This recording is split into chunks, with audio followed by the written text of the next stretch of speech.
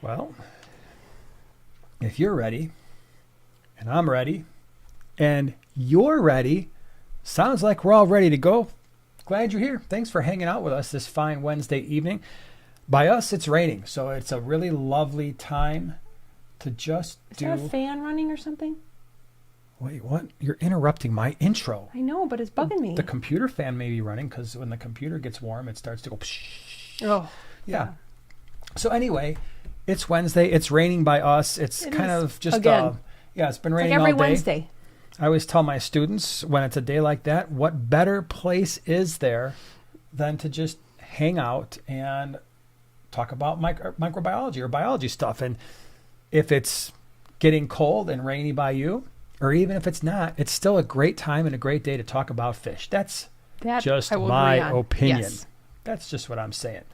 So anyway, thanks for being here. Our plan for this fine evening is we do have some things to talk about. I did it wasn't a poll this time. It was a quiz. There was a quiz. It was a pop quiz yesterday that came out, and it because I wanted to talk about fish tank sizes. And I didn't take it. I didn't take the quiz. Are you for real? Let's see what happens. All right, so go and take the quiz because I'm just curious if you're going to get it right or not. Wouldn't that be funny if she fails it? Anything to do with science? No. It's not. Well, it's not science per se. All right, wait. What's your channel name again? Yeah, I think it's called like Primetime Fish or something like that. Primetime Aquatics. All right, I just want to see so I'm kind of spying on her right now. All right, so you got to take it. Let's see. All right, so anyway, yeah. 40. Well, press the button, participate. Okay, Correct, congratulations. Because I don't like to skate 55. Well, that's got nothing to do with anything. That's not... Bottom area. Okay. Because of the surface area that you can skate from front to back. Okay, so you looked at it from a different perspective, but congratulations. So we're going to talk about that today. We're going to talk about things to consider when you are looking at certain fish tank sizes, because I think it's really important. It's something that there are some things that people don't really take into consideration. I did a video, and I'm sorry, I didn't link it in the description like I normally do, where it was a video, I think it was called like best fish tank sizes on the planet or something like that. It was a couple of years ago where we talk about some of this stuff. It's a more succinct video, and maybe if I remember after the live stream, I will put it in the description for those of you who are watching it, especially on the replay. But there are a lot of things that are forgotten when it comes to, or not necessarily forgotten, but maybe we have to prioritize when it comes to making fish tank decisions and the sizes that we make. So definitely have to take a closer look at that, I think. Want to say thank you to our moderators here. I saw Second Floor. I see Whip. I see Oink is here hanging out, holding down the fort. Thank you so much for doing that. And for everybody else hanging out, appreciate you spending your Wednesday evening with us. And even lurkers and to the replay crew whenever they roll on in. You know what we should do now? If you have never put anything in the chat, do it. Do it. Just even if it's just like sup. Literally, you can just say sup. Yeah. And it'll be the first time you've ever put something in the chat. You know what? And it's going to be awesome. I'm going to put my favorite. I've never put anything in the chat before ever. My gosh. Kids these days. Yay. I knew that was just going to go totally wrong. All right, we got some sups. We got some sups. Love it. Love it. How you doing? Glad you're here. Hi. All right. See, now if you've never done that before, didn't it feel good? Didn't part of you feel like, hey man, come on out, part of the gang. People know I'm here now. Yep. It totally happens. So anyway, videos that happened this week. I did a very, very unknown fish, a very rare fish, the Danio. That's a joke. Get it? It's a fish joke. But I'd never done the species profile on the Danio, and I wanted to get that out there because it's an interesting fish, and I remember keeping it as a kid, but I still think there are more issues with that fish now than there used to be. And I wanted to do a video about the Danio and how to care for it, but also things to watch out for, maybe approach it from a slightly different perspective. And so that was the video that came out on Sunday. Your video today, I didn't get a chance to watch it, but I know the tank that you were working on, which is it my favorite tank in the fish room right now? Probably. Well, certainly after you got done scaping it, absolutely. But even before that, it was probably my favorite-ish because of the fish. Favorite-ish because of the fish. There's some sweet fish in there. Yeah, so if you haven't checked that out on the Small Scape, her channel, check it out, because the scape that you did has got not one, not two, but 3 rare fish. It's got the volcano bitterling, which for me, I've been calling it the volcano tetra, and someone pointed out, it's like, dude, it's really a bitterling, which is more like a barb. And I'm like, I know that, but it's the way it was labeled on all of our fish lists for the longest time, so I just get into a habit of calling it that. It's got that. It's got the microtinopoma, which are somewhat rare. And it also has the dwarf mouth brooder, which I very rarely ever see. And I'm part of cichlid, Greater Chicago Cichlid Association. Yeah. Nobody talks about it. It's a beautiful nano cichlid. Absolutely gorgeous. So those are in that tank, along with some very nice looking Congo tetras. There's a blue. Did you get the blue phantom pleco? Did you get that on camera at all? I did. Seriously? I even pointed him out. I even gave him props because he was just looking fine. The blue phantom pleco made an appearance for your video. He did. Anyway, I love that tank. I absolutely love it. It's the coolest mix of fish. And now that it's all fixed up and ready to go, I can start talking about some of these fish and maybe doing a species profile on them at some point. So that's that. Tomorrow, members, you're going to see some cool fish that I have not brought into the fish room ever. And I got a lot of fish. And you're going to see one I'm particularly psyched about. And I'm not going to lie, it freaked me out a little bit when I unbagged them, because they were one to a bag. The bag was blacked out. So I'm like, and when I picked it up, I felt this fish thrashing. And I'm like, oh boy, this is a little bit bigger than I'm used to bringing in. So I'm going to show you those tomorrow. What else? Sunday, we'll have, obviously, our regular scheduled video on Primetime Aquatics, and you'll see that. Before I forget, I do have a little bit of sad news. Next Wednesday, we will not have a live stream because we will be... Yeah, I didn't think about it until... I didn't think of it either. Until, I sat down and started getting all the, the computer stuff running. I'm like, oh my gosh, we've got Aquashella coming up, not this coming weekend, but the next weekend in Daytona. I'm like, we're not going to be able to do live stream. So... enjoy this one, because we'll have to skip next week, and then we'll have one obviously for the week after that. But yeah, we've got Daytona Aquashellas coming up on November, is that 4th and 5th? I really should. Yeah. I always just assume that's the date. That is the date, right? The 4th and the 5th. Yeah. So Aquashella Daytona, I hope you're going. If you're going, let us know down in the chat section that you're going to be hanging out. And please, and I say this every time, especially if we've never met you before, even if we have, a lot of people think if we're talking or we're talking to other creators or vendors or something that I didn't want to interrupt. The whole point, please listen to the words that are about to come out of my mouth. The only point in going to these shows is to meet you. That's it. If you were not there, I would not go. Mm-hmm. Why? Because what would be the point of that? If it was just a vendor show that was some kind of a, I don't know, closed thing, what's the point of that, right? We go there specifically with the intent purpose. By far the number one purpose is to hang out with you guys, because that's the most enjoyable thing. It's the few times a year where we get to get excited about your fish tanks. I love when people show us, hey, check out my fish tank. That's awesome. You see ours, but we never get to see yours. And that's the kind of stuff we love hearing about, the types of fish that you're keeping, and just being there is great. So I don't care if it's Daytona, in November, if it's Dallas in May, if it's the Chicago Aquashella coming up next August. That's the reason why we go. So please make sure you stop by, say hello. And it's really fun for all you who rep the Primetime Aquatics wear. It's cool. There was a show, I don't remember if it wasn't the last one, it was the one before, where there were a lot of people in their Primetime Aquatics shirts. 2. Yeah, there were 2, maybe 2.5, because there might have been a little kid. No, but it was really cool. So those of you who are collecting them, that's awesome to see. Love it. Sure is. So anyway, that's the story there. I have a question. What is your question? Did you answer this already? What day are you speaking on? Sunday. That right? Hold on. Let me just see. I'm 95% sure it is Sunday, but while we're talking about it, I would actually like to know that for my own information, because, that's just a good idea. So let me bring up the old. While you're looking it up, all right. So really Oink, bright. hey Oink, she says, "Are you planning to go to the Ohio Cichlid Association extravaganza next month? Unexpectedly, my sweetheart and I are planning to go. Yahoo! Are we going? Wait, I'm sorry. I was trying to figure the situation out. Ohio Cichlid OCA? No. We're not going? Unfortunately, we're not, because That's dumb. I know it's dumb, and believe me, I understand. But unfortunately, there's a green water swap that weekend, and so we committed to that. Here, I'm thinking that I'm just gonna go to the store and call you. Hey, I'm in Ohio.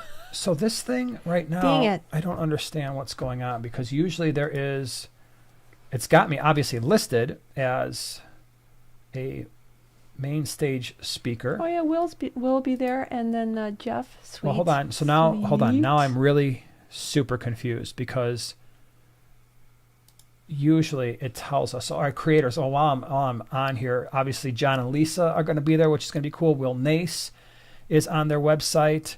We're going to be there. And then I don't know who else is going after that from the freshwater side. So this is crazy. I don't know, unless somebody on the website, am I missing something? I feel like usually it's really obvious. Hold on, I just clicked on something else. Maybe this will take us there. Because I'm sorry I'm wasting your time right now. Main stage speakers. And I click on my name, and it's got my bio, but it doesn't have anything. Maybe they haven't loaded it yet. Okay, so I don't know. I thought it was Sunday, but now don't quote me on that, because I'm not sure when I'm speaking. I'll find out, and then, we don't have a live stream next week. I'll find out and maybe put a community post on there for people who are interested. There you go. So anyway, sorry for the delay. Greenwater, Aquashella, and then on the 12th, we'll be at the Quad City swap in Davenport, Iowa. Huge swap.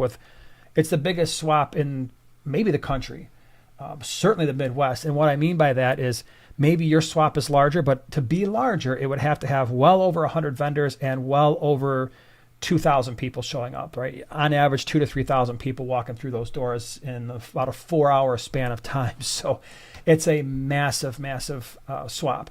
So we're going to be there on the 12th, which is a Sunday. And then on the 18th of November, we've got Greenwater in Tinley Park, Illinois.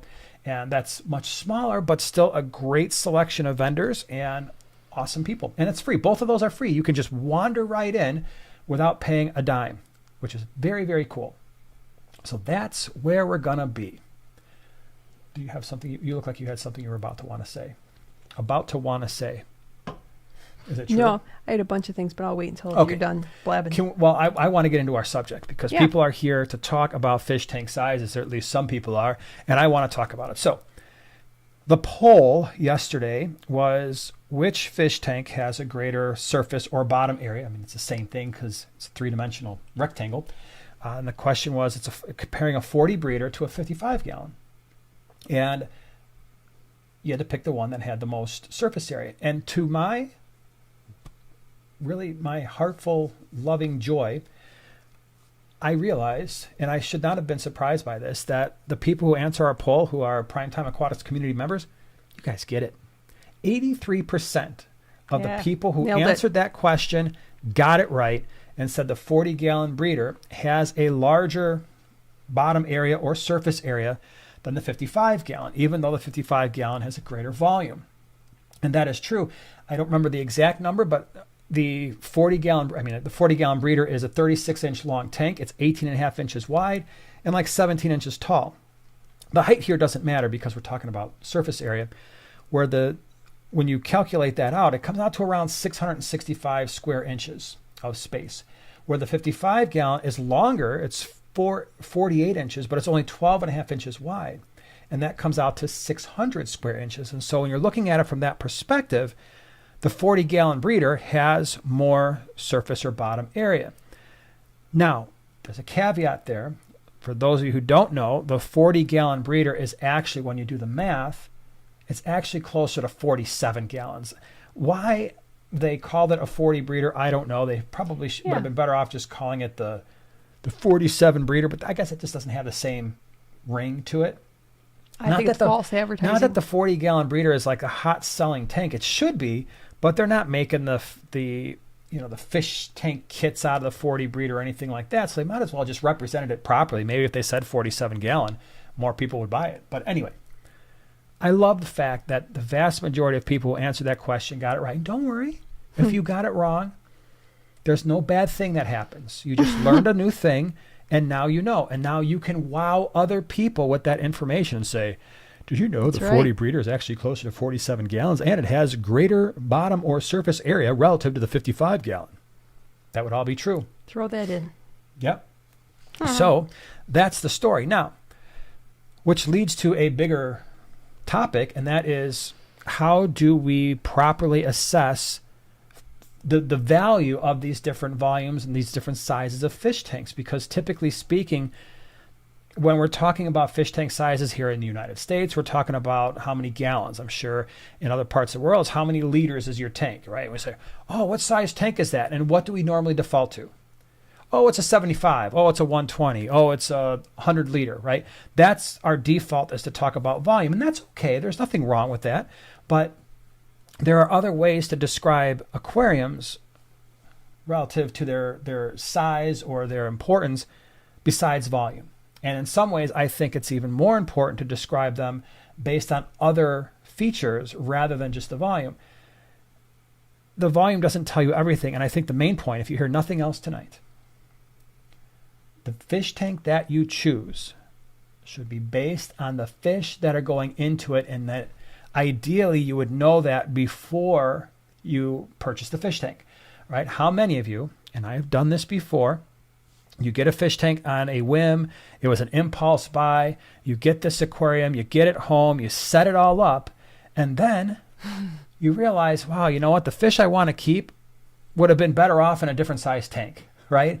Maybe the tank's not tall enough. Maybe it's not long enough. Maybe it's not wide enough. You get it home, and one of your main complaints about some of the aquariums is what?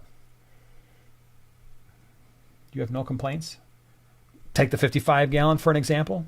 Hard to escape. It's not, I call it deep enough. It's not wide enough. Yes. It's the dimensions just don't work for me. So something else to consider. If you're an aquascaper, those more narrow tanks might be a little bit harder to get the depth that you want, to do all the things that you want. So you're going to be a little bit more confined, even if you've got greater volume than some of the other size tanks. So the main point is, know what is going into the aquarium ahead of time if you can. Second thing to consider is, what do fish enjoy more, horizontal or vertical swimming space? Horizontal. The vast majority of fish are going to want that horizontal space, right? And so that is side to side. Most fish are not spending most of their life going up and down, right? They're going side to side. So keeping that in mind, generally speaking, I have a preference for longer tanks as opposed to taller tanks. I've told this story a couple times.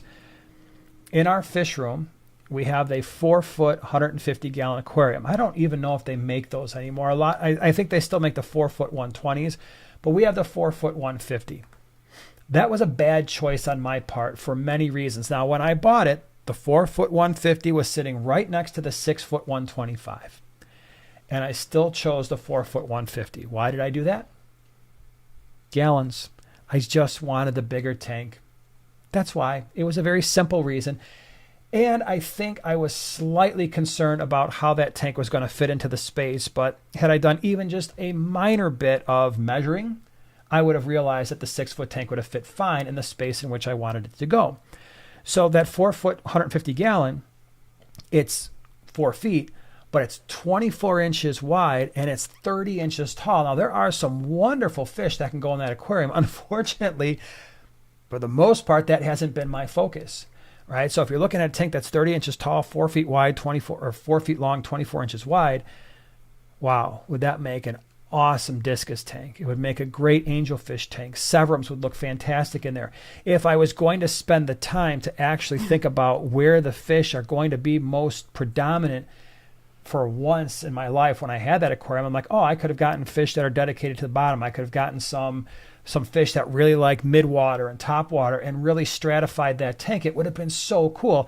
I never took the time to do that. And so for that reason, that aquarium was like, well, I wish I wish I would have chosen that 6 foot 125 for the stocking options that I had planned for that tank almost throughout the entire course of its life. Again, it's a cool tank. It's just not built well for what I wanted to do with it. Okay. So think about the fish. If they're going to be super active, if they're more open water, maybe what you want is a longer tank. Give them more space to swim around. Right? Your longer tanks may also, for the aquascaping perspective, you can set up different aquascaping regions within that longer tank, right? Or a different scape, like a stream style, river style. Yep. Now, the other thing to consider too is the taller tanks, even if they've got greater volume and you're like, oh, I really wanted the 55 gallon compared to the 40 breeder.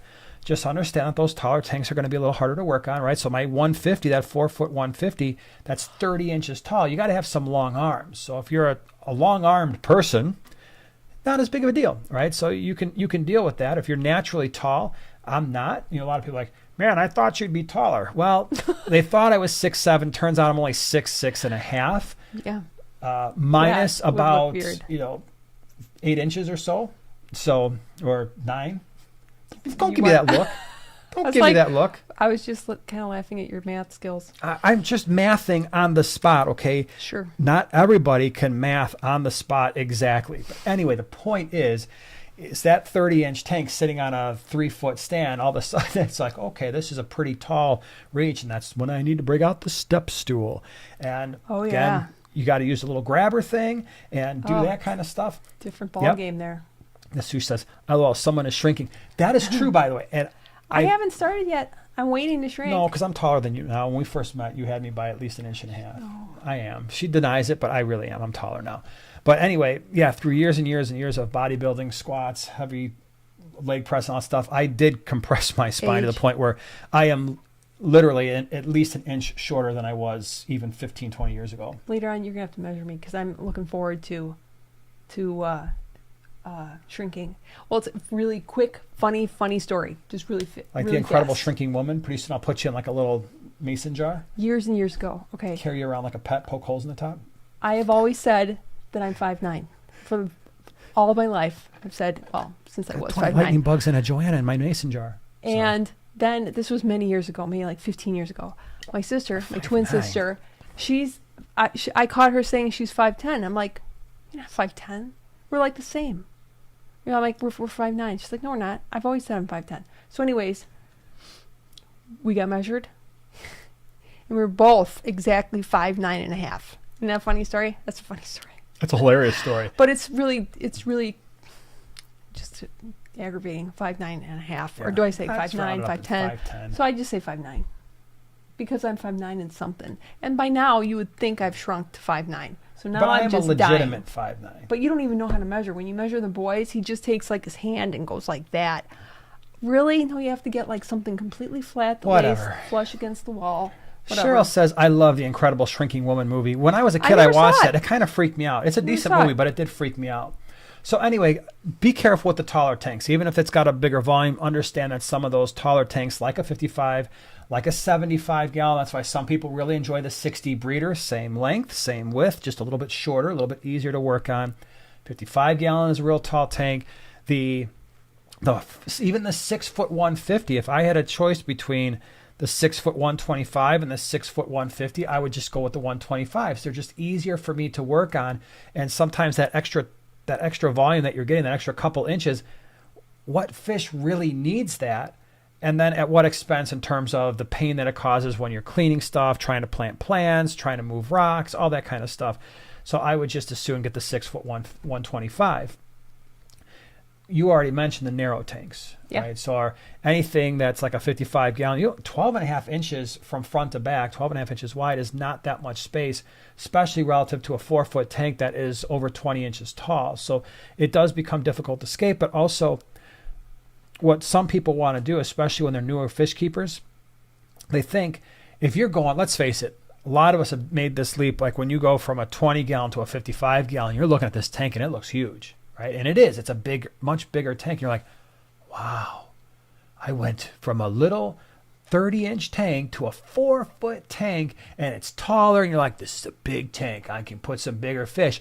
But then you realize that 12 and a half inches of width is kind of limiting. Once you start putting your plants in there and the rocks and the wood, some of those big fish are like, yeah, now I'm full grown. Thanks a lot, dude. How am I supposed to turn around in here at this point? So some of us have done that. Don't worry, you're not the only one. Jay, you bring up a great point. Even the 37 is tall.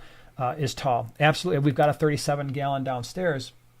Right now, we are using it to quarantine like 100 volcano bitterlings, by the way. We got those bad boys in. I'm going to ruin the surprise for the members tomorrow. Oh. Yeah, I finally found them again, and people have been asking for them. They are very expensive fish, so don't get too excited. You're going to get some sticker shock because they were a lot of money to bring in, but holy cow, they're insane.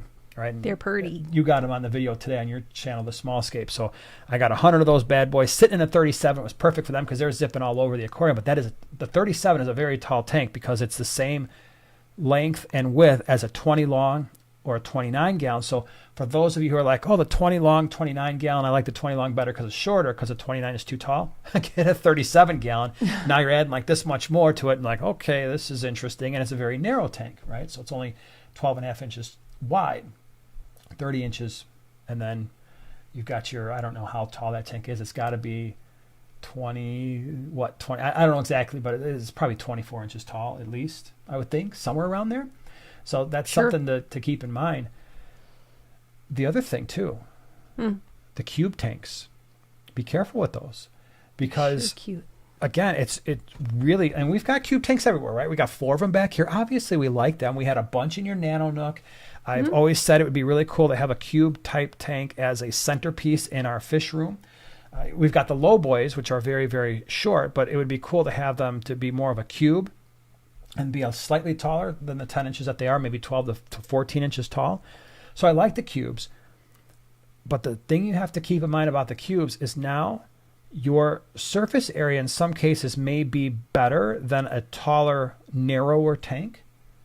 Like, could you imagine if you had a 50, just for sake of argument, a 55-gallon cube that was maybe 36 inches long, but then, I don't know, 18.5 inches wide, but then it was shorter. So it's not really a cube. It's still a rectangle. Never mind all that.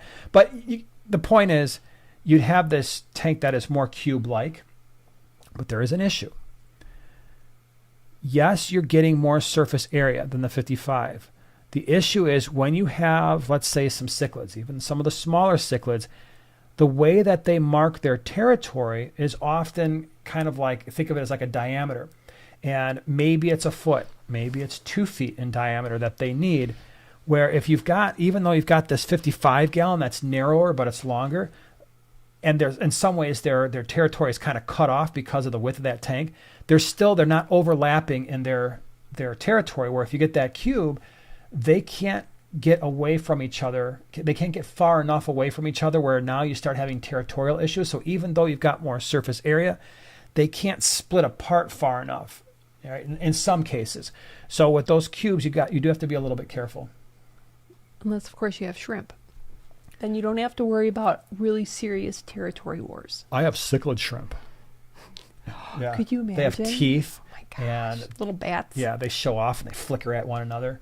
Yeah. I have the big giant cichlid shrimp. That's not actually a thing. So for those of you who start looking up on the internet, you can just stop now. The little like bamboo shrimp, or the ones with the, what are they called again? The bamboo shrimp. We have them downstairs. With the little fans. No, with the little fans on their hands. I can see them fighting. That would be pretty just funny. Slapping each other. Man, I shrimp slapped that shrimp so hard. Little rappers. Man, I shrimp slapped him. What are the other names for them, when, though? Bamboo? Well, the bamboo shrimp are not the same as the other ones with the fans. I don't know. I'm not a shrimp expert. I don't remember what they're called. The last time I saw them, I really They do really they filter feed, but there's another shrimp that does cute. that. They're a little large, you know, as far as shrimp go. Yeah. Real quick, Tom, can you keep convict cichlids with angelfish? I prefer not to do that. When the convicts get full grown, they get pretty big, somewhat aggressive, and if they start breeding, if you got more than one, they're going to destroy your angelfish. But if it's a really big tank, it might work out. People have done it before. I just prefer to not do that combination. Now, last thing, and then we'll get into your questions and everything. Because I got a stack. You got a stack of questions. Last thing, if you were to pick 3 tank sizes, what would you pick? What are your favorites? Get like 3? Yeah. I'm gonna have to You're going to seriously build, choose. let's say especially this, for this studio is your fish room, and you were going to put 3 tanks in. What would they be? You could only choose 3 sizes, and that's it. Well, it's 20 long, but I know that a 22 long is going to go here. So, but All right, you know, but keep them mostly common. 20 Vampire long. shrimp, Emma says, are also filter feeders. Are they? Okay. But I don't think that's what you're thinking 20 long for sure. of. Okay. And then, gosh, the one that I really want is like a cube. It's like a 10 cube, the Denling one that Flip has. Okay. That's on my hit list because Noelle always talks about her cube tank. I'm a sucker for a 5-gallon just because it's so user friendly and it can go pretty much anywhere. So I would say the 5. All right, so that's your 3. You're done. So for me, I'm going in a very different direction. I'm thinking practicality and the most usable tanks with the highest stocking options within each category. So my smallest tank would be a 20 long. I love that 30-inch long tank, 12.5 inches wide and about 12 inches tall. I like the dimensions. I like the way it looks. I think you can make an aquascape that is relatively proportional. Yeah, share your favorites in the chat section. You can pick 3 or pick 4 because I'm actually going to pick 4. Pick your 3 or 4 favorites that you have to have, and if this is all you could have, which would it be? But definitely the 20 long for my smaller aquariums. I would definitely go the 40 breeder because I love the dimensions. So 36 by 18.5 by roughly 17. Again, great dimensions. You're getting that depth. I love that aquarium. There's a lot of stocking options there for my medium-sized tank. Once I'm getting into the 4-foot tanks, I'm going 75 gallon. I know some of you are like, what about the 60 breeder? I'm going to get a 60 breeder. I'm going to bring it into the fish room here in the not too distant future. So just want to state for the record, I haven't had one yet. I've seen the dimensions. I like the way they look. They have kind of a cool 40 breeder sort of look to them, only obviously with a little bit more volume. But if I had to pick between the two, at least initially, without having the 60 breeder in front of me, I'm thinking I like the 75 more, but just because there's not a massive difference in the height. And I would, in that particular case, I think the 75 offers a little bit more in the stocking options relative to that shorter 60 breeder. Not drastically so, but if I'm going to pick one that's going to have a 4-foot by 18.5 inch space, it's going to be the 75. And the last one, if I'm going larger, I'm doing a 180. It is my favorite 6-foot tank, even though I don't have one, because I'm still thinking I would not be able to get that tank in the basement, especially now. Eli and I brought up that 75-gallon all glass for the swap last week. That was not fun. And that did not necessarily go up the stairs very easily, given how heavy it was. And it just, our stairs are narrow and they do this little turn in the middle. So after doing that, I'm pretty sure the 180 would be very difficult to get in the fish room. So we have 4 125s. I actually think one of them is a 135. I like that tank, but in a 6-foot space, the 180 with that 24-inch width is outstanding. I love that tank size. And so that would be my 30-inch, my 3-foot, my 4-foot, and my 6-foot. Funny, your smallest tank is my biggest one. I'm like, oh, I better pick up. I'm going to take a big one. That's the okay. 20 Now you gallon. got the full. It's pretty you funny got the full gamut. You really do. But I was thinking, and you know what, Rhonda? Yeah, you're right. I was stopped at 3. You stopped me at 3. Aquarium Domain says 4,500, 3,000, 1,800 gallon. Obviously, I mean, if we're just going to roll, let's just get the biggest tank that we can. I mean, the worst thing that could ever happen to me, there's 2 worst things. Worst thing number 1 is if we had a walk-in basement where I could just take out the double, sliding glass thing for moments, just to get a fish tank in. I would roll in the biggest flipping tank I could find, as long as it didn't, hit the ceiling and, was able to still fit in the house. That could be a 18, 20-foot tank that would be at least 4 feet wide and probably 4 feet tall. Thankfully, that's not happened. The other thing that I'm thankful for is that we have the motorcycles in the garage, which I'm not willing to move out of the garage, because at one point we briefly talked about putting aquariums in the garage and heating that, insulating it. That would have been one where it's like, roll up the semi. It's a garage that's built to put in heavy cars, and we'll just fit the largest thing we can put in there, which would have been, I don't know, 5,000-6,000 gallons at least. Yeah, it would have been thankfully, trouble. We've got other hobbies that we have to commit to, and the motorcycles are not going in a storage facility, so I can put a fish tank in my garage. So there's that. Yeah. Aaron says, I got a connection for acrylic sheets. Want to build one?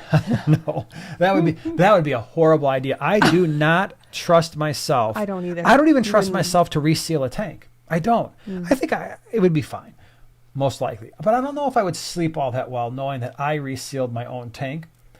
So when it just comes, and there's certain things I'm comfortable with, there's certain things I'm not. But building an aquarium, absolutely out of the question. Unless that thing is holding less than 10 gallons, I'm not building anything, because if that bursts, Yeah. I just can't. I can't do it. I don't trust myself. I don't trust myself at all. You shouldn't. Yep. So my fourth favorite. I need a fourth favorite. Well, And whatever. I don't even know how many gallons it is, but I've seen it, a couple times, and every time I want it, I call it the mini lowboy. I don't know how many gallons it is. It's a 20, I think it's a 25 gallon. Is I it? do. I think they just run the mini lowboy 24. No, is it, it's is not. it a cube? No, it's No, like it's 24 long, and I believe, so it's 2 feet long, and then it Okay. is maybe 18 and a half inches wide and like 10 inches tall. So how many gallons? I have no idea. That's going to be Okay. around, it's around a 20 gallon lowboy. Okay, Yep. I think that's my fourth. something choice. like that. It's my Yeah. holy grail. Volume and or size should not be a status. I agree. You do and that's a good point. So can we just say from like, with this topic here, you do the aquariums that suit you best, right? And that's always been something we talked about, whether it's the number of aquariums that you keep, the types of fish that you keep, or the size of the aquariums. The person who is caring for those fish and caring for that ecosystem, have to be able to walk into your place, your home, and say, I like this. I enjoy this as a hobby because I am able to maintain the aquariums properly. I have a balanced aquarium, and this brings me some joy. If you cannot say that because Bada bing, bada you went out boom. and bought too many tanks, or your tanks are too large and you're having problems maintaining them, all of a sudden the hobby is no longer a hobby, it's a job. And so ultimately, the most important thing when it comes to tank volume, tank size, is do you have the aquariums that fit the fish you want to keep, and are you enjoying the hobby based on the decisions that you've made? If either one of those is a no, then make adjustments, and that's a really important point. I'm glad you brought that up. Emma, thank you so much for being a member the last 5 months. Really appreciate it. Hey guys, I have a comet goldfish I won at a fair. He's being mean to my other goldfish, nipping at them. Is there anything I can do to stop him? It depends on how long he's been doing that. So sometimes it takes a little while for the fish, even goldfish, sometimes to work out their differences. But if it's been weeks or months, then maybe it's time to move the comet or common goldfish out of that aquarium and restore it to its previous natural, peaceful behavior. And other than that, there's really not much you can do. You can't just sit it down and be like, all right, listen here, fish, you're the new one and you just need to behave. Fish just do what they do. And especially when it comes to aggression, especially with goldfish, there's not a whole lot of brain cells rolling around up there in their brain sometimes. And if they're going to do that, there's not like you can, I'll have a line of sight block like I do with small cichlids. They don't care about that. They're going all over the place. So you might have to move some fish around. Now, stacking really fast too. Crow says, can you keep 2 Severum together in a 36 gallon? One is very aggressive toward the other. Is this common? They're both small. Yes, and They can be stinkers. yeah, especially if you've got 2 males or you've got a female that is the male's chasing around. 36 gallon. That's a pretty small tank for Severums, considering that they will eventually get like close to the size of your face. Very large Severums, or Severums get very large. We've got the red spot gold Severum, which is probably 7 inches long, but then it's also, they're a fairly round fish, so at least 6-7 inches tall. I've seen them much larger than that. Not much larger, but larger than the ones that we have. And those were in a 180. When I did Rick's fish room tour, he had an absolutely stunning group of Severums, and they were very big. And I believe that was a 180 he had them in, and they needed all of that space. Even a 75 gallon, a full grown Severum, starts to look a little cramped at times. So our Severums are either usually in our 150 or now the one that we only have one right now. It's in the 125. Squibski, thank you so much for the super chat. Appreciate it. Hi, Prime Time. I'm starting research for a cichlid, and I wanted to ask two things. Can I put two different Apista species in a 30 and 40? If not, how many can I put in there? 30 and 40. Yeah, well, the 30, if the 30 gallon is closer to the dimensions of a 29, it might be possible, but I think if you really want to be on the safe side, maybe just do one. If the 40 is a 40-gallon breeder, you could probably do two species as long as you've got a planted tank and it's got rocks and it's got wood and there's some line of sight blocks, and each group or each pair of Apistos feels like they have their own area. Maybe you put a cave on each side of the aquarium because they're not going to move those caves. They're not big enough fish to do that. So if you're doing that, then yeah, I think it can work in a 40, but if it's a 30, which is closer to 29, which is out of that 30-inch tank, it's only 12.5 inches wide, you're probably pushing a little bit more. Is it possible? Yeah. Do some people do it? Sure. But just have a backup plan. If you try it in the 30, have a backup plan. That's my best advice. YFI, size does matter when it comes to the aquariums. Yeah, certainly when you're talking about dimensions, right? Volume is a little bit more suspect in terms of, for the reasons we just said. A little more sus. Yeah. Oh, and here's one thing.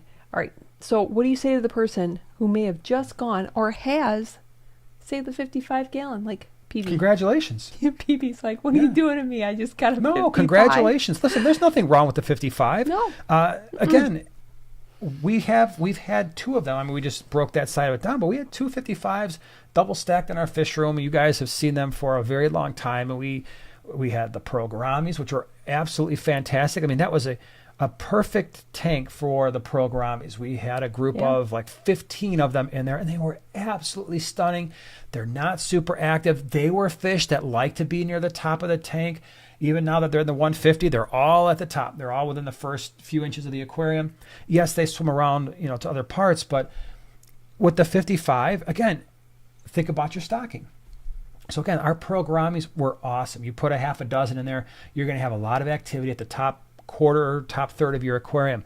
If you did something like, let's see, the Brilliant Green Rasbora, or I'm thinking maybe some types of like the Dwarf Rainbow, you're going to have a ton of activity all throughout the middle of that aquarium. It's going to look so cool. And in your bottom third, you've got smaller loaches, you've got cory cats, you've got your bristlenose type plecos for algae control.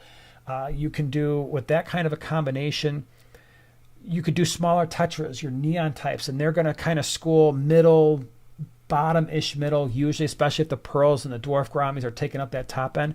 So if you stock the tank properly, 55 can be great. So I don't want to leave the impression like, I hate the 55 gallon, it's a horrible tank, just because I compared it to the 40. It can be, and not only that, the other thing to keep in mind is, and we didn't talk about it, is cost. Right, so a 55 gallon comes with in a kit, and usually you can find those for less than $200 for the entire kit. That's including the heater, the lights, the filter, the lid. The only thing you need to do is get a stand. If you're getting a 40 breeder, it's rare that you find a 40 breeder kit. I don't think I've ever seen one. At best, usually what I'll see is the 40 breeder with a lid. That's about it. Then you're buying the lights, you're buying the filters and all that stuff. And yeah, you can make the argument that with the 55 gallon, you might replace some of that stuff over time.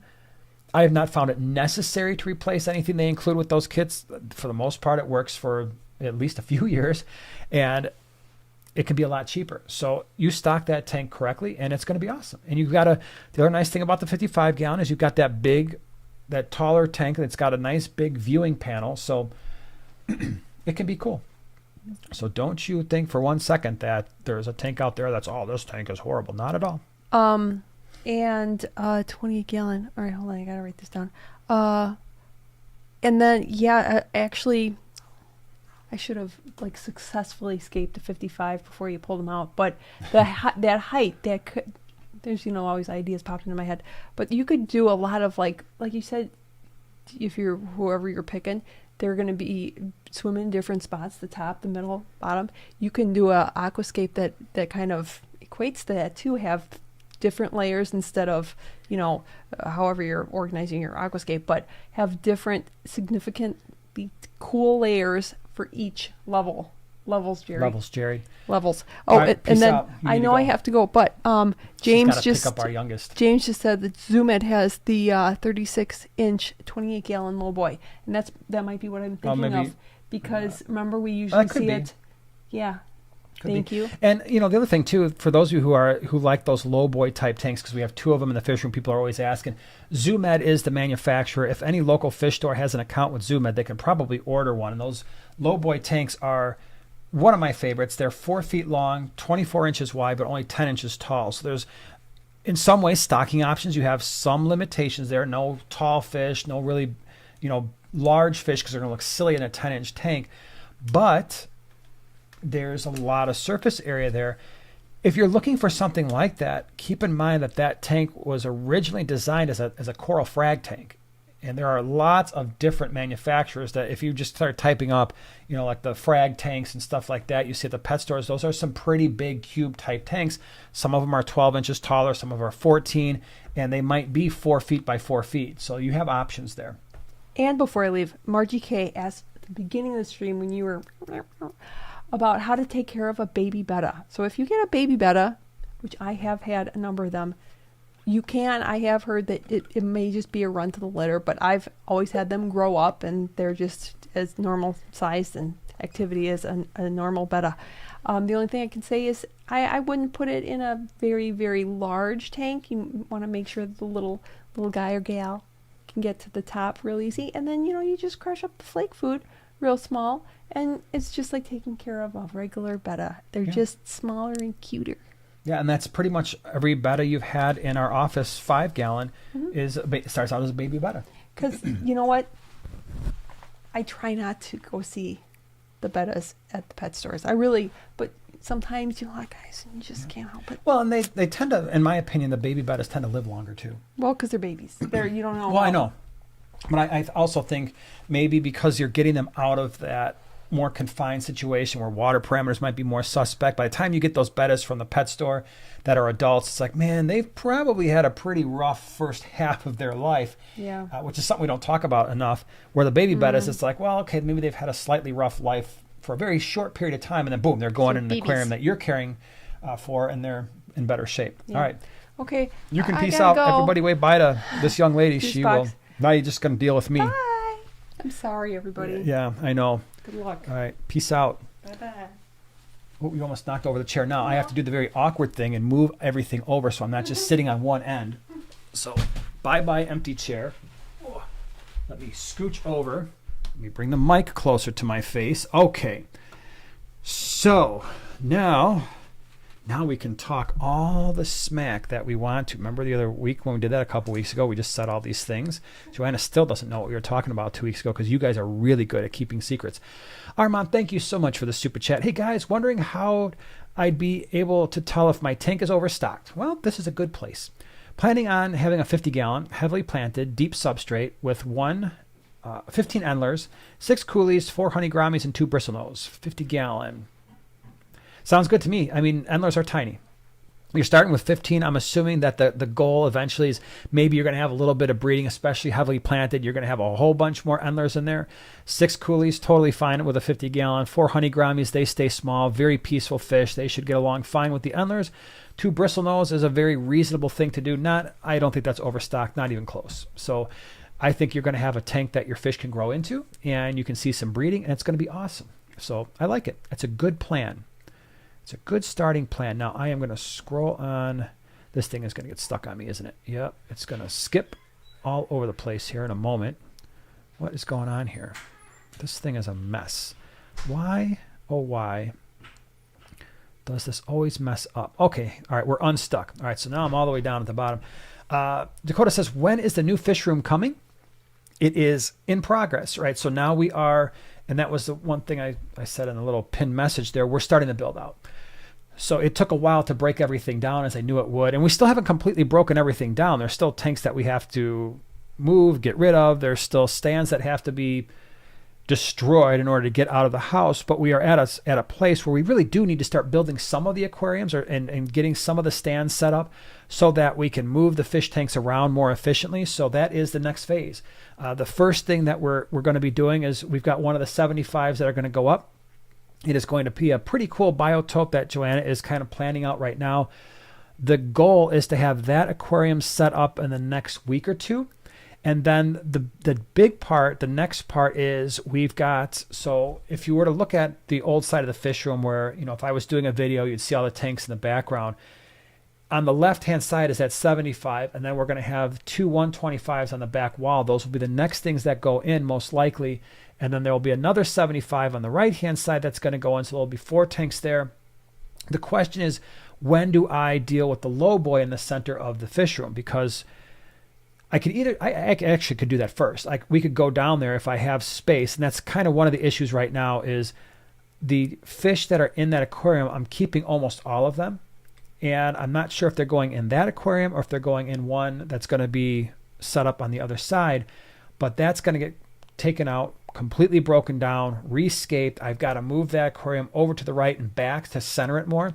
That can either be the first thing we do, it could be the third, it doesn't matter. That's kind of a standalone project, but the point is the building is happening. 2 of the walls that we needed to finish are done, and then the one wall on the right-hand side will be done as soon as I get the 150 out of there, which is going to be happening in the next, as soon as I get the 125 set up, I can get the fish out of the 150 into the 125. So we are in build mode. And the goal, the ultimate goal with doing all of that is eventually this stream is going to move downstairs, and so it'll be a very different backdrop. It'll be a much larger backdrop, which I think will be pretty cool.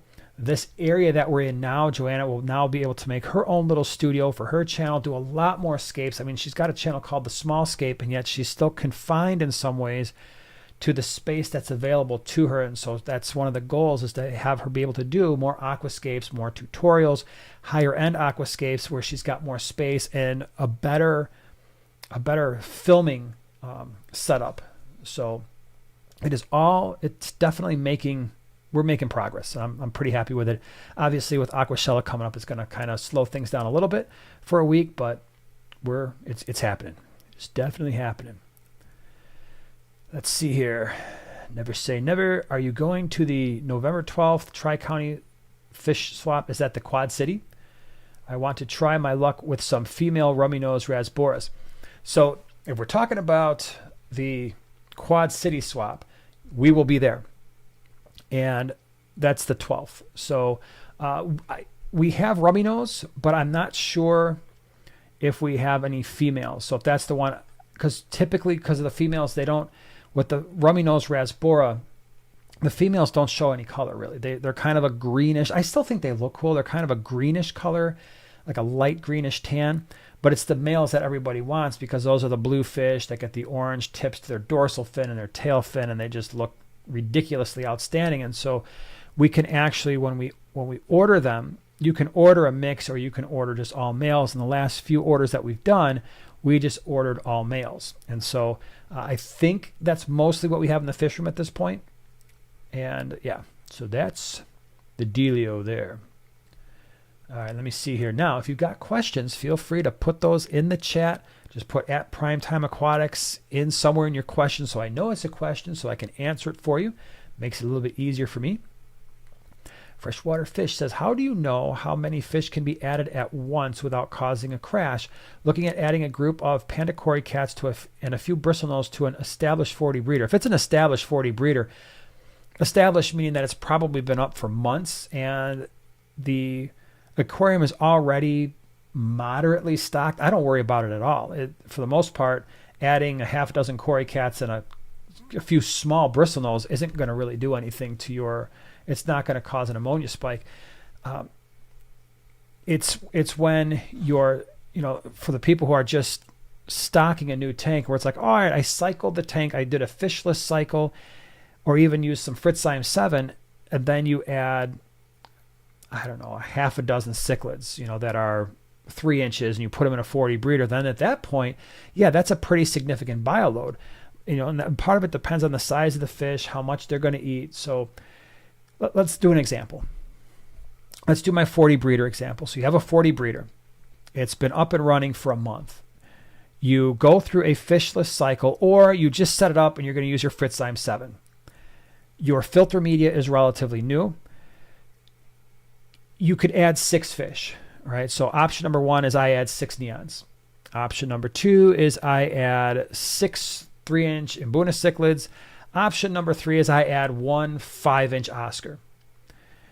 The 6 rasboras or 6 neons, you're probably not going to have any issues whatsoever. I would consider that to be a very lightly stocked tank initially, and the Fritzheim 7 and the fact that maybe it's been up and running for a little, or if it's been up and running and you kind of did the fishless cycle, the microbes in that tank are probably going to easily handle that bio load. The 3-inch Mbuna, going to be a much bigger problem because they eat like crazy. They're going to produce more ammonia, and you might have a temporary ammonia spike, at least for a couple, maybe a week or so until everything starts, the microbes catch up to the load. That 5-inch Oscar, you're going to have a major ammonia spike. You're going to be doing water changes every single day, trying to bring it down. You're going to switch from Fritzheim 7 to Fritz Turbo Start, and you're going to be dumping that stuff in there because that Oscar is going nuts and it's eating like crazy and it's creating all kinds of waste. So there's a little bit of an art to it in terms of when you say your tank is established, well, how is it established? Is it a fishless cycle? Is it moderately stocked already? Is it lightly stocked? Do you have a bunch of plants in there? Do you have some algae growth already happening? And then once you know the bio load, then it's like, okay, well, now I know what kind of fish I can add. It's something that we deal with in our fish room all the time. And because we're bringing in, the last order that I brought in was on the order of 2,000 fish. And those 2,000 fish were broken up amongst maybe 12 fish tanks. And so you start to do the math. You're like, dude, that's a decent amount of fish going into those aquariums. Yeah, and some of those aquariums were empty, were basically empty in terms of there wasn't any fish in there for up to a week. Did I get any ammonia spikes? No. You know why? Because the tank was heavily stocked before that. And so there was a lot of beneficial bacteria. And in the course of that week, I really am not concerned about a lot of the bacteria dying off. And then boom, a few days later, we have a bunch more fish going in. I pay very close attention to, like, so here's a good example. In the 37 gallon, I mentioned earlier that there are 100 of those volcano bitterlings in there. They're about, I don't know, maybe 2.5 inches, extremely active fish, very heavy eaters. So when I'm making the decision, where am I putting these fish to avoid an ammonia spike? I'm looking around the fish room. I have some 40-gallon breeders open. I could split them up into some 20 longs. I've even got some 10 gallons where I could split them up there. And I had this 37. Well, the decision process was, this is a fairly active fish that loves to eat. If they're healthy, they eat right from the start, and they eat like crazy. Knowing that, I know that the bio load is going to be somewhat high. In whatever aquarium, if I put all 80 in the aquarium, the bio load is going to be pretty high. So why did I choose the 37 gallon? Because right before that, I had about 20, it was probably 25, roughly 2.5 inch Geophagus altifrons that were in there before. So now we're dealing with cichlids. They have a relatively healthy appetite, or they did have a very healthy appetite before they went to the swaps. And that was already an aquarium that had a fairly heavy bio load. So when I did that switch, not a big deal. There was no ammonia spike. And so I'm always looking for that. I'm always looking to try to match the bio load. And when I'm adding new fish, I just don't want to do anything to a tank that is barely established and then add a big bio load to that. So that's, I know it's not necessarily a, here's how many fish you add per gallon, sort of thing, but that's how I look at it. Brian says, in general, what is preferable? Frequent smaller water changes or less frequent larger ones? That is an outstanding question. I did a video on water changes and when to do that. So if you were to type in water changes, prime time aquatics, I addressed this in more detail than I will now. There's two ways to look at it. Let's look at extremes. Okay, so first of all, I'm using nitrate concentrations as a guide for changing water because nitrate concentrations are the most predominant waste product that you're going to see in a cycled tank. And if they are high, some of the other pollutants in the aquarium will also be on the higher side, even though we don't always have tests that easily measure them.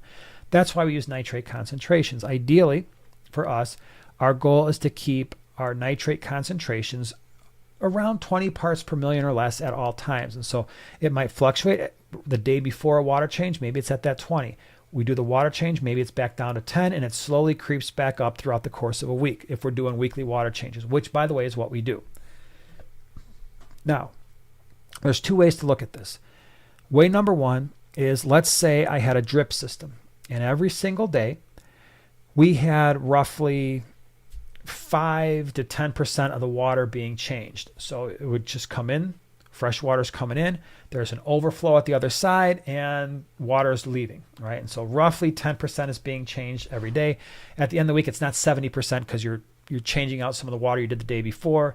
I don't know what the math is, but it's probably like a 30 or 40% water change, somewhere around there. I don't know. Extreme number 2 is, let's say you wanted to just do a 70% water change once. Now, either way, what's going to happen is, in situation number 1, the water parameter fluctuations is very low. And ultimately, that's the ideal situation, is in situation number 1, where you're getting roughly 10% of the water changing every single day, your nitrate concentrations stay flat, right? They're pretty much going to be flat as long as you're matching water temperature of the water coming in, which is going to be easier to do on a drip system where it's not sucking a bunch of water through your hot water heater at one time. So everything is consistent. The fish are not really feeling any effects. They're not getting a super massive water change. If we're not trying to breed them, that's probably a good thing. So you got consistency there. That's awesome. With the bigger 70% water change, now you're dealing with much more aggressive fluctuations in nitrate concentrations, right? So you're going from what built up to being somewhat high to much lower. But you're also dealing with a very drastic change in the environment that the fish are living in. And so that can create some stress. The thing to consider, though, is if you're trying to breed fish, sometimes those larger water changes will trigger breeding, especially if the temperature is slightly off. Now, that's not necessarily ideal for the fish, though. So if you're not trying to breed them, you want to try to match the water temperature as evenly as you can. Things like water hardness might play a role depending on how long you go in between water changes. So there's a lot to consider. In the ideal situation, you'd want to do the least disruptive thing to your aquarium. Keep in mind, though, if you're doing a regular water change where you're sticking a gravel vac in there and you're siphoning out stuff every single day, well, that's creating a little bit of stress too, right? Because now you've got this big giant thing going into aquarium, and that's freaking out your fish a little bit. Now it's happening every day as opposed to once a week. So there's a little bit of a trade-off there. But in terms of water parameter stability, smaller water changes more frequently is more ideal. Understanding that there is a somewhat of a trade-off in terms of disrupting the ecosystem, putting something in there that might look like a predator to your fish every day, which might cause a little bit of stress as well. So we, because of just the number of tanks that we have, we do water changes once a week on all of our tanks. And the volume is based, again, on the nitrate concentrations. And so not all of our tanks get different amounts of water changes. Some of them, like these ones back here, again, I say it all the time, they get very few water changes. Well, actually, they get close to none. I think we've done water changes on these tanks twice in all the time that they've been up and running. Heavily planted, extremely low stocking levels, not a problem. Some of our cichlid tanks, they might get 80%, where the fish are literally, there's the substrate, there's this much water, it's enough water where the fish are still upright. Our pleco breeding tank, our 40 breeder, that thing, when they are really going, and I'm like, oh my gosh, we've got 100 bristlenose plecos in this tank, and again, no ammonia spikes because we've got filtration that's adequate for cycling keeping the tank cycled.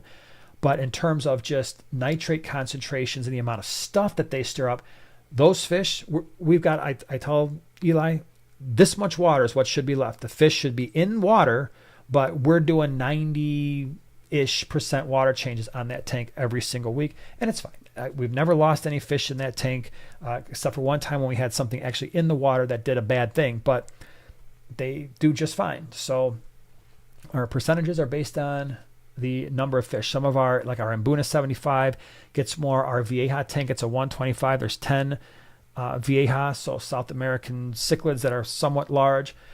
The bottom 125 is heavily stocked. That's got to get big water changes, but some of them are only 10%. Some of them we can actually skip and do every other week. It's kind of cool. All right. Whip says, anyone else hear a mouse stuck in a trap? Am I just losing my mind? Shh. Everybody listen. Do you hear it? I don't. Unless it's coming from my microphone and it's like, dude, it's messed up. All right, let me see here. Again, I'm looking for the things. Alyssa says, can you use the same water change siphon on 2 aquariums? Thank you. Great question. I love it. Love the question. So can you use the same water change siphon on 2 aquariums? Absolutely, we do. unless one of those aquariums is a quarantine tank. So as long as both aquariums are set up, they're established, there's no disease recently in either one of the tanks, we have to do that. Again, we've had as many as 80 aquariums. Right now we're at close to 50. There's no way I could store 50 different water siphons. What we do is we have water siphons, gravel vacs for each section of the fish room. It's especially important for our quarantine section. So we have a gravel vac that handles 3 quarantine tanks, another gravel vac that handles another 3. For the established tanks that are non-quarantine, we share. And because all those tanks are established, nothing new has gone in them, and we have yet to transfer disease from one tank to another in any meaningful way. So yeah, you can definitely share, but I always, for quarantine tanks, they have their own gravel vac / siphon. They have their own nets. Nothing from those tanks goes into any established tanks because that's defeating the purpose of quarantine if that happens. Tabitha, can I keep a single betta in a 20-gallon or will it get too tired from swimming that far? You can keep it, yeah, no problem. I have kept bettas in all kinds of different size tanks. I've never had them get exhausted. I've had them in 75-gallon aquariums. I put one in my 150 one time. I will say if it's a taller tank, sometimes it's nice, like they will sell those little stick-on leaves and things that are closer to the surface, or the floating logs might be a good idea. If you want to do that where they swim into the log and it floats and then they can just get really close to the surface if you're all concerned about that. But I think there is a drastic, in some circles, like, oh my gosh, you can't keep them in a taller tank. A 20, let's look at this big picture. A 20-gallon tank is still only the standard 20 is maybe 18 inches ish, somewhere in there. That's not a very tall, that's not a lot of water. So I've done it a million times. Bettas in a 20-gallon, never had an issue where they got tired. Now, obviously, filtration matters, right? So if you've got a hang-on back filter that's just pouring 200 gallons per hour through there or something like that, that's going to tire them out, but not necessarily the height of the tank itself. Brandon says, I'm getting back in. Oh, I just lost it, Brandon. The thing skipped on me, and now I don't know where it went. Oh, here it is. I'm getting back into the hobby. Been enjoying all your content. Thanks for the advice. Well, thank you for being here. I'm glad you're back into the hobby. All right, let me... McJoe? Thoughts on inline heaters?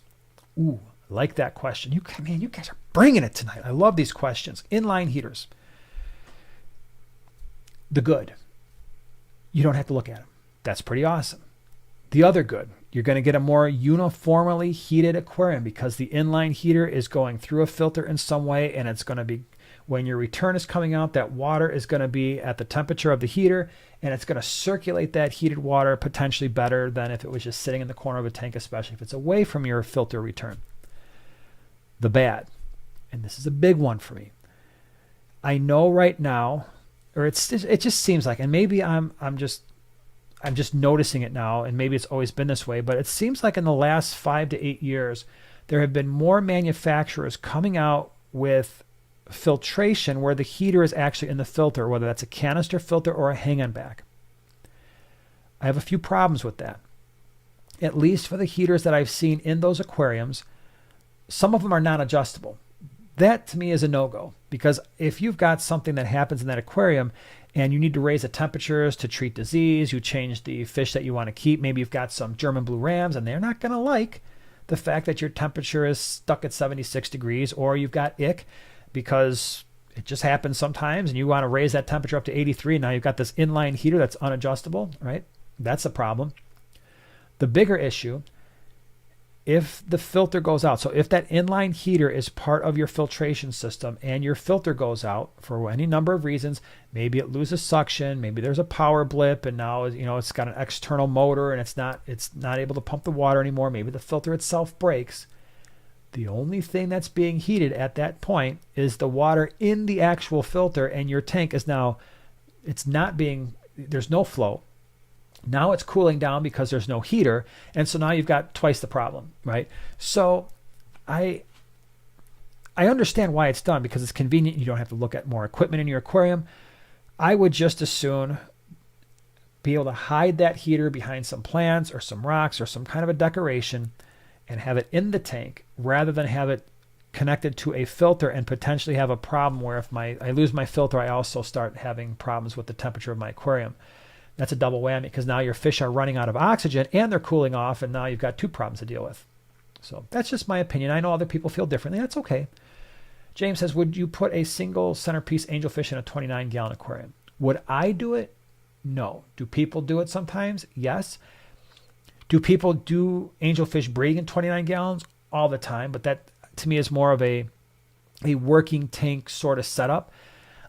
I would prefer a larger tank for an angelfish. I've kept them in 40-gallon breeders, and even there, I knew that eventually I was going to move those angelfish out. That's a great one for the 55-gallon. So we're back to that 55 versus 40 breeder. Angelfish to me look much better in a 55-gallon because it's a taller tank relative to the 40 breeder, even though the 40 breeder has more surface area. So I would prefer a taller tank, something that's at least a 55-gallon height. Some people have put them in 37 gallons, but even then, because of their overall size, long term, 4 or 5 years from now, is that the best looking tank in terms of the size of the fish relative to the tank? I guess it's debatable. I prefer at least a 55-gallon for my angels. So other people have different opinions, though. Oh my gosh, the thing just jumped around on me again. This chat, it's crazy. It's crazy, man. Natani, why do you not choose to run a sump system that services multiple? Great question. Man, you guys are really bringing it tonight. Why do you choose not to run a sump system that services multiple aquariums? I am sure you have good reasons, so very curious. I have reasons, but they're not necessarily good reasons. So first of all, if I were going to choose between a canister filter and a sump, I would choose the sump 100% of the time. And the reason for that is sumps are relatively easy to work on, right? You open the door, you've got your filter sock there, which you can rinse out. I've got some buddies in our GCCA. They've got these really rather large tanks, or they're doing what you suggest. Maybe they got 6 or so tanks on a single sump system. In fact, Tim's Fish Room, the first tour I did, I showed his DIY sump system, which is really cool. But he does that. He's got sections of his fish room running on sumps, and it's awesome. All he's got to do is he's getting nice flow. He's got a pond pump that kind of goes in and then trickles down to all the tanks back into the sump. He's got a bunch of biomedia in there. In some cases, he's got lights down there where he can put plants. He's got the filter sock. He literally takes that thing off, puts a new one on, goes to the washing machine, washes it there, and then brings it back.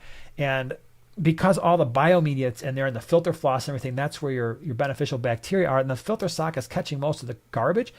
That to me is probably the best scenario. Why don't I do that? Reason number one, I didn't feel like drilling my tanks. So in order to do the sump system, you've got to drill your tanks. And when I set up the fish room, I just didn't want to tackle that extra thing because it's a decent amount of work. You got to buy all the bulkheads and set up all the plumbing. And it just wasn't something I wanted to do. Reason number two is if you look at the way that my fish room is laid out, I would need a place to actually put the sump. And that would mean either less tanks or going with a single row, or like, let's just take the wall of 40 breeders, at least one of those aquariums, if not two, would be missing. And I would have to have lowered that, and the sump system would have to be underneath. And so I didn't really have the space for the layout that I had. So it's really, those are the two reasons. One, I didn't want to drill the tanks. And two, I didn't want to take up the space for the actual sump at the expense of other aquariums. That's why I went with the sponge filters. But if you have got a layout that would allow you to use a sump system for a section of tanks, that would be awesome, because your tanks are going to look better. They're going to look better than mine, because while we maintain our sponge filters every single week, and in doing so, they actually do an okay job of mechanical filtration, getting the stuff out of the water. It is nowhere close to what a sump system would do if you're running that through a filter sock with a decent flow, gallons per hour. It's going to do a light years better job, probably the best job of any filtration system. The other thing to consider is your quarantine process. You really got to be on your game here, because the minute you put a sick fish in that system, your whole system is contaminated. That was the other thing that I considered as well. It's like, well, I'd rather right now just do the sponge filters. And then if there is something wrong with one tank, it's not necessarily there's something wrong in all 6 of the 40-gallon breeders, like the example that I just mentioned. And that's happened. So some of these guys who have done the sump systems in their fish rooms, it's happened to them quite a number of times. Like, oh yeah, I lost that rack. That's not cool, man. I don't want to deal with that. So instead of being like, oh, I lost all the fish in that tank, or I had something break out, even if they're quarantining, they're not losing all the fish in a tank. They're losing all the fish in an entire rack. That's also the reason why you've got to be really careful when you go to a pet store. Pay attention to how the tanks are filtered. I actually feel most comfortable when I walk into a pet store and I just see sponge filters or under gravel filters or the box filters in each one of their tanks, because I know if there's a problem in one tank, the only way that problem was transferred to another tank is if they were using the nets or something, and that's how it got contaminated for the most part.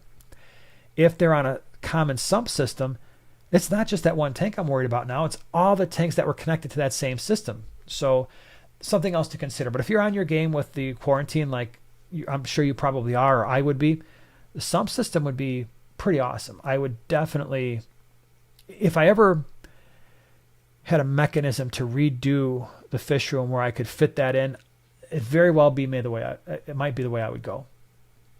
Brandon, thank you so much for becoming a prime timer, primate, prime time partner. Appreciate you being here with us. Matt says, my blue Mickey Mouse platy fry have stripes. Do you know why? It could just be that they're young. So give them some time to grow out and see if their colors change. That will happen sometimes.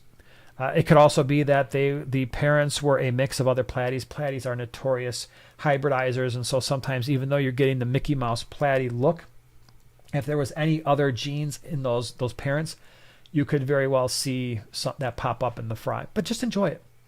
I used to have what I called the guppy party tank. The guppy party tank was a 20-gallon where I put different strains of guppies in there, and even some high-end strains that I had too many fry from.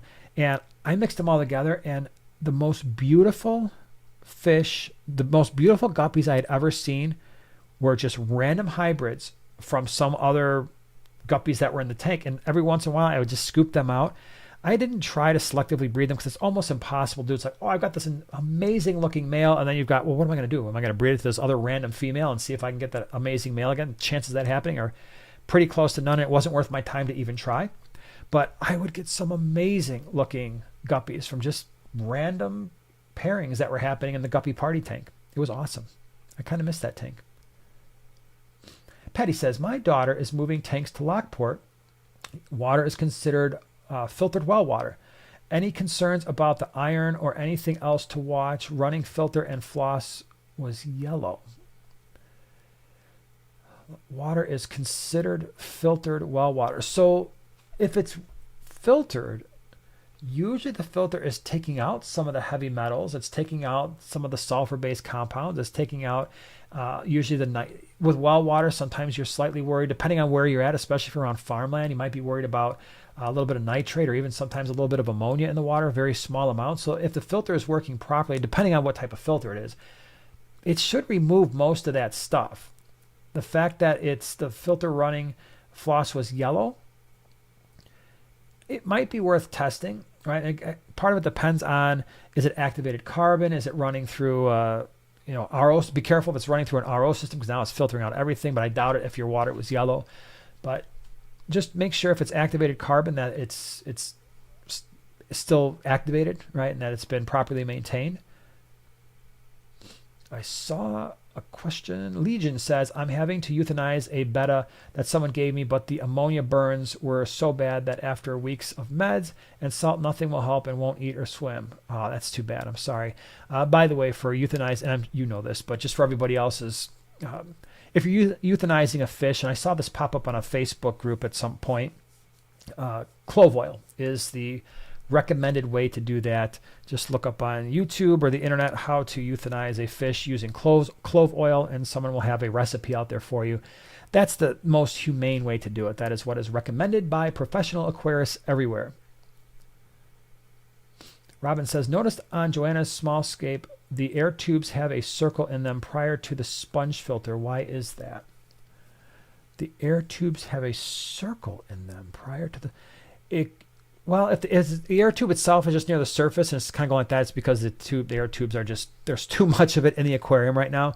And so if I go down there and see that, I'll pull the air tube out of the tank, so that's just the air tube going into the sponge filter. Because if the air tube is just kind of circled at the surface, if that's what you're meaning, that really shouldn't be that way, because then it's kind of impeding a little bit of the surface agitation and flow. So I will actually go down there and check that now that you mention it, just to make sure that it's doing its proper thing. James says, oh my gosh, the thing jumped on me. James says, is a 29-gallon aquarium big enough to do pick and mix with tetras and rasboras? Oh, for sure. Rasboras are very, very tiny. If you're staying with if you're going to do rasboras, then stay with the very small tetras, like your neon types, nothing bigger than that. But most definitely, if you wanted to do 8 to 10, especially when you got the chilies, the dwarfs, the miras / phoenix rasboras, those are very tiny fish. You could put 10 each in there, and although I wouldn't do that because they all look very similar, I would pick one, throw 10 of them in there, 10 galaxies / CPDs. You could do that. Pick like a 10 green kubatai if you want to do that. I mean, it sounds like, oh my gosh, I'm at 30 fish. Trust me, you put those 10 each in there, it's not going to look like much. They're very, very small fish. And it's a relatively tall tank. So Midwest has been a member for 8 months. Thank you. My better half loves the coffee cup I got at the swap. Well, thank you so much. I'm glad that it's working out for you. Got those bad boys. It's the one Joanna created on the website. By the way, if you're going to Aquashella Daytona, we're going to bring a bunch there as well, because that was the original reason why we made those, is so we could bring them with to Aquashella. But that's awesome. Thank you. Outdoorsman says, I was planning a community tank with swords and mollies or tetras. If you're going to do that, especially with the either swords or mollies, I would really love at least a 40-gallon breeder or more. I know, like, oh, man, there's kind of small fish, but sometimes the male swordtails can get a little bit aggressive. Sometimes sailfin mollies need a big tank. They need a 4-foot tank all day, because those are really big mollies. But if you're doing like black mollies or something, or the Dalmatians, lyre-tail, 29-gallon is probably okay. I would prefer more for the swords, and if you can go more for the mollies, great. If you're only doing like a 20, I would forget the swords, and then mollies are going to be maybe the black mollies, but they can get a little bit territorial, so just be careful with those. Legion says, Jason, how do you guys sterilize fish nets and other equipment? Great question. So there's two things when it comes to sterilization that I think are really important. A lot of people overlook just making sure the equipment is thoroughly dried. That's huge. Most of your fish parasites cannot survive thorough drying. Your bacteria, for the most part, unless they are spore formers, once they dry out, they die. A lot of your viruses become not so resilient once they're completely dried out. And certainly a lot of your parasites, once they're dried out, unless they can form cysts, are not going to survive. So one of the big things that, especially with things like gravel vacs, there is a reason why when we're doing our weekly water changes, the gravel vacs tend to dry completely in between uses, and that is a huge thing. The other thing, especially for nets, is we'll use a 10% bleach solution. I know for some people they're like, that's a little bit hard on the nets, but we don't do it all the time. Basically, we'll use nets if there's anything where I suspect that, like, especially for quarantine tanks. So if we use a net in a quarantine tank, especially if they had to scoop out like a dead fish or something, that goes in our net bucket, and our bucket is sitting behind the sink, kind of on the floor, so that nobody would ever go in there and accidentally use the net. That goes in there. It first gets dried, so it sounds crazy, but nothing is in there. There's no water, so that gets dried, and then at the end of the week, we'll do a 10% bleach solution, let them soak overnight, and then I'll come in, I'll grab the nets, rinse them off with water, where they again are going to be thoroughly dried, dump out the water, nets are good to go. For gravel vacs, it's mostly just making sure that they're completely dry. Especially if you know that gravel vac or that water siphon is going into a quarantine tank. Okay, let me scroll around here. I lost something I wanted to. Karen K says, I add more to a 20 high. I have 8 laser cories. Could I add more? So let's see. We have 8 laser cories. Those are cool. 5 sunset platies, also cool. 1 honey gourami and 2 Florida flagfish and a small pleco. Okay, so we got a 20 high, so standard 20. I would say the bottom of your aquarium is probably set with your laser cories and your pleco. You got the 5 sunset platies and 1 honey gourami and 2 Florida flagfish. Be a little bit careful with those Florida flagfish. They actually can get fairly aggressive. I'm surprised, unless they're small, that they haven't tried to beat the snot out of your platies yet. look out for that. It might not happen. It might be just perfectly fine. You got a lot of activity there, so your platies are always on the move. Your honey grammies kind of calm and just chilled out. Your 2 Florida flagfish are usually going to be on the move.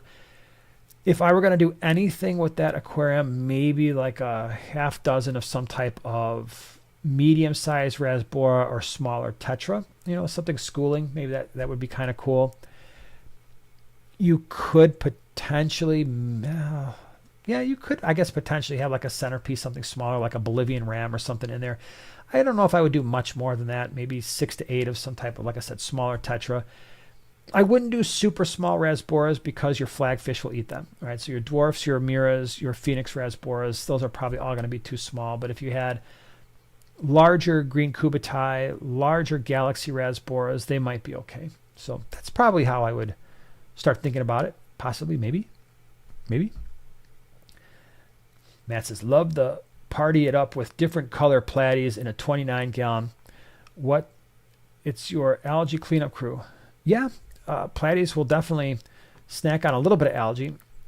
And yeah, the colors are awesome. I had the 20 gallon with, for those of you who like platies, or you're like, I don't know, I've done platies before. The Variatus platy is a really cool fish. I still get comments all the time from a fish room tour I did a couple years ago where we had it was a high fin Variatus platy that was like a really deep orange and it had black. And in fact, we still have one of those fish. It's sitting out in the 40 breeder in a quarantine area, but oh my gosh, people commented constantly, what is that? It was a Variatus platy with an orange body with kind of like a black center to it. And it was a high fin. And they were so cool. They have a slightly different shape. So they're not as rounded. They tend to be a little bit more elongated. They almost look more like a lot of people thought they were mollies because they were a little bit more long, especially like a male molly, but a little bit smaller and not quite as crazy aggressive. Caden says, I was planning on doing a breeding project in my garage about a 50 to 60 gallon tank. Okay. Was thinking about doing a colder water fish. The tank will have a heater, but I know temps may fluctuate a bit. Breeding project. So it depends on whether or not you want to make money. Right? If you just want to see fish breed in a cooler water tank, you've got white clouds. That would be awesome. You have the Variatus platy that I just mentioned can get a little cooler. I'm not saying cold water, but can certainly get a little cooler. You've got some of the more interesting fish, but they're not necessarily beginner breeding fish. Rainbow shiners. There's a few different color varieties. I bring them in from time to time. They're actually relatively expensive to bring in. A lot of people just think, oh, rainbow shiner, you can get those in the United States. Not really, because the people who are breeding them, they're getting pretty good money, and it actually is cheaper just to import them. But even that, it's not necessarily cheap, and they go for decent money. And look up the rainbow shiners. They're absolutely gorgeous fish, and it would be nice to have more people in the United States breeding them domestically because they're awesome. That would probably be my number one go-to. Oink says, in your experience, at what age was average for Brochardies to begin their attempt at world domination, aka breeding? Pretty small, surprisingly small. Usually at around a couple inches, you'll start to see them hanging out at the rocks a lot more, especially if you've got a sand substrate, and you start to see them hanging out at the base of the rock, and there's a male that keeps making another fish stay in the rocks. Chances are that's a pair, and there's a good chance at that point you might see fry pretty soon. So that's the behavior that I'm looking for. I'm looking for a lot more action in the rocks, like kind of almost bound to a certain area, and the male kind of just right around the outside. And every time the other fish kind of appears like, hey, I think I'm going to go out and swim, he's like, nope, you're going right back in there and caring for our babies. So that's what I look for. Okay, I'm actually going to be one of those U.S. rainbow shiner breeders. I can't wait to share them around. That's so cool. I was talking with a couple people at the Keystone Clash who were really into the native fish, and saw some really cool aquariums that they had set up. And the rainbow shiners, like I said, those are, I am so surprised. And, if you hear nothing else from this live stream, I'm really surprised at how few people are breeding some of these. The darters are another one. I saw Natanya mention the darters. Absolutely fantastic idea for that cooler water tank. The darters show outstanding color. The rainbow shiners do. They're cooler water. You don't need a heater. And they're the rainbow shiners are extraordinarily hardy. Every time I bring them in, I've never lost a rainbow. I've never lost a rainbow fish, a rainbow shiner. Never. I've brought them in probably 5 times, and every time I do, I'll bring in 100 or 200. So I've probably brought in 800 to 1,000. I have never lost a single one. They're shipping from all over the world. They come in here. There's probably different water parameters, and then all the people that wind up getting them are super happy with them. And I just wish that, I really wish that they were a much more common fish. Like when you walked into a pet store, that most pet stores had them, because they get a little bit larger. They've got awesome color. I think they rival most of your neon varieties, and they're relatively peaceful, and they're great mid-water fish, and they eat like crazy. They're insane when it comes to fish food and when it comes to eating. Super easy to feed, super easy to care for. The Zen Ginger says, Brian, to my knowledge, yes, but they can go a bit higher. I'm in summer, and my tank gets up to 73. So I know what we're talking about. Maybe the rainbow shiners. Yeah, but and keep in mind, we keep our rainbow shiners at close to 80, and they're perfectly fine. So Legion says, rainbow darters are amazing. Yes, they are. They absolutely are. Chrissy says, our emerald cories keep breeding, and we have itty-bitty babies. Our cory cats, when they're little babies, are 10 times cuter than even the regular ones, and the regular ones are pretty darn cute. Yeah, their little tails are just always fluttering. It's awesome. Absolutely love it. All right, we'll do a couple more questions because we're starting to get close to the end of the night here, but let me see what we got going on. So if you got a question that wasn't answered, now's the time. Pop that bad boy in the bottom here in the chat. Brandon says, love the small streams so we can all interact, but I wish you had more people here for the monetary support. I do it because we're hanging out and having fun. That's the main thing. So that's what I like. The Zen says, we are discussing hillstream loaches breeding, actually. Another good choice. And that would, again, that's another good one where with the hillstream loaches, if we could get more people to breed those locally, they don't ship well. I feel like they don't import all that well, and I don't feel like wholesalers have a great amount of success with them in terms of when they get the imports in. So that would be another one. The hillstream loaches would be a really good choice. Yep. Never say never says, I got my sparkling gouramis to breed. That's cool. Their babies are microscopic, but they're going strong so far. Yeah, the babies are very tiny. And when I did the sparkling gourami video, I actually got on camera. It was horrible quality because I was like, oh my gosh, they're breeding. I flipped out my phone and like zoomed it in really, really, really well, but that made the quality very bad. So yeah, I actually caught mine breeding, and it was pretty interesting. But the fry are absolutely tiny. You're right. Patty says, my pygmy cories are breeding. Love them. Yeah, pygmy cories, another one. I mean, when they're full size, they're tiny. And then the babies are absolutely tiny. Crazy says, red-tail loaches are great. Love them. I've got a big group. Where are they now? They're in a bottom 75 because I pulled them out of the other bottom 75. They're going to find a home. Red-tail loaches are really cool. So basically, they're like a clown loach. Imagine a clown loach. They don't get nearly as big. Clown loaches can get a foot long. The red-tail loaches, maybe, or red-tail botea is another name for them. Maybe they're going to get 5 inches or so. They get a really light blue body with a red tail. Really nice fish. Mine have been a little bit shy. I don't know if yours are, but I see them once in a while, but it's just like even now, even with all the fish that are in some of those aquariums, they still mostly hide, and they'll come out kind of tentatively when they see me, like getting ready to feed the tank, and then that's it. Matt says, for algae eaters, how much of the bioload should they take up? I tend to think for my algae eaters, what's appropriate for the size tank. So we use mostly bristlenose plecos, and I'll put 1 in a 20-gallon.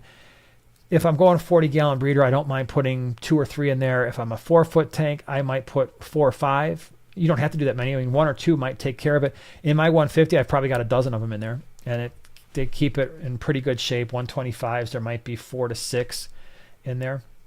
If you're doing smaller algae eaters like otos, obviously you can do a lot more. So in a 20-gallon, you might do 8 or 10 because they're so tiny, right? And they do need to be kept in groups. So that's kind of how I roll with it. Planted Botanical says, how many angelfish can I do in a 60-gallon planted tank with a weekly water change schedule? I was planning on doing a small school of angels and hopefully some other community fish as well. So you can easily start with a half a dozen in a 60-gallon of around quarter size. The question is going to be, what do they do when they start to pair up? And sometimes that winds up meaning that you went from 6 down to 2 in a hurry because the 2 that are breeding are pushing the other fish away. And then worst case scenario is now you wind up with 2 pairs in that 60 gallon, which you might be able to support 2 pairs in a 60, but now they're both breeding and they're both chasing fish away. So the safest thing you can do is have one. If you want to try to put a pair in there, that's fine. You can do more and then just see what happens, right? Maybe you wind up with 5 females and a male, and it's like, all right, well, this is actually working out okay. Worst case scenario is you wind up with like 3 pairs, and you're like, okay, this tank will only support 1 pair. All right, everybody, we're going to call it a night because this is the longest stream we've done in a while. But man, you guys really brought awesome questions. So like I said, we won't be doing a stream next weekend because we've got the Aquashella thing, or next week because we've got Aquashella. So we'll be back in 2 weeks. And just save your questions. If I didn't get a chance to answer them, save them, because we will try to answer them for the next week or the next time that we're here. Really appreciate you being here. Really appreciate the super chats and the new members and everybody who showed up and all the awesome questions and our moderators. We will see you in 2 weeks, 8 p.m. Central Standard Time. Mark it on your calendar. And you all have a great week, and we'll see you next time. Bye-bye, everybody.